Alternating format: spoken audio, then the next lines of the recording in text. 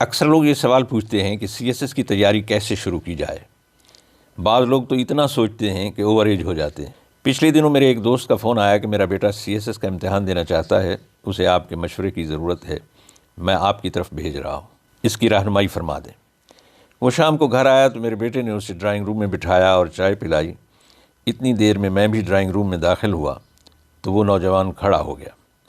میں نے دیکھا کہ ایک 23 سالہ نوجوان جو ایک سیاہ رنگ کے سوٹ میں ملبوس تھا، اس نے اسکائی بلیو کلر کی شرٹ اور نیک ٹائی پہنی ہوئی تھی، اس کے بلیک شوز چمک رہے تھے، اس کے چہرے کی مسکراہٹ یہ بتا رہی تھی کہ اس میں کچھ کر گزرنے کی تڑپ موجود ہے۔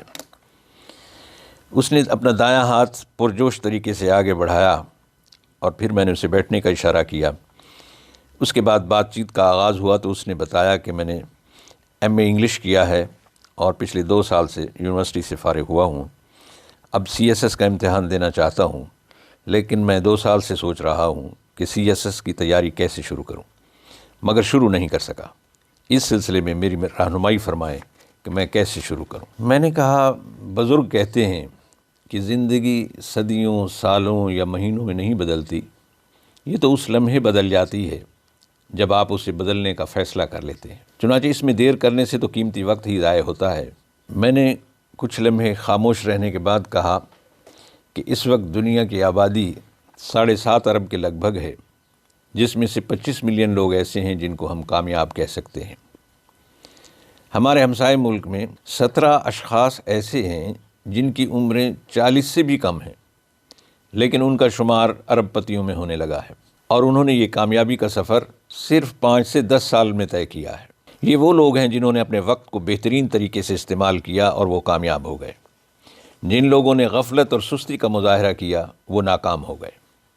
بقول شاعر، چلنے والے نکل گئے، جو ٹھہرے ذرا وہ کچھ لے گئے۔ اس دنیا میں جتنے بھی کامیاب لوگ ہیں ان میں ایک بات بنیادی حیثیت رکھتی ہے، اور یہ ان تمام میں مشترک ہے اور کوئی بھی شخص انکار نہیں کر سکتا، اور وہ یہ ہے کہ انہوں نے اپنا سفر شروع ضرور کیا ہوگا۔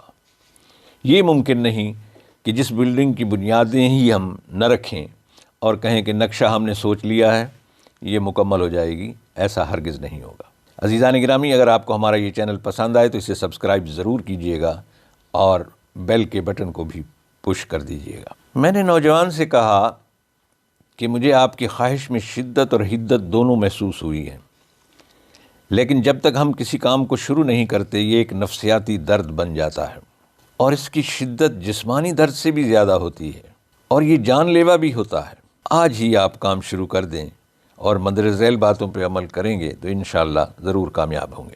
نمبر 1، گھر جا کر ایک پرسکون کمرے میں ٹیبل اور کرسی سنبھال لیں اور اس پر ٹیبل لیمپ جلا دیں۔ اسے اسٹڈی روم کا درجہ دے دیں۔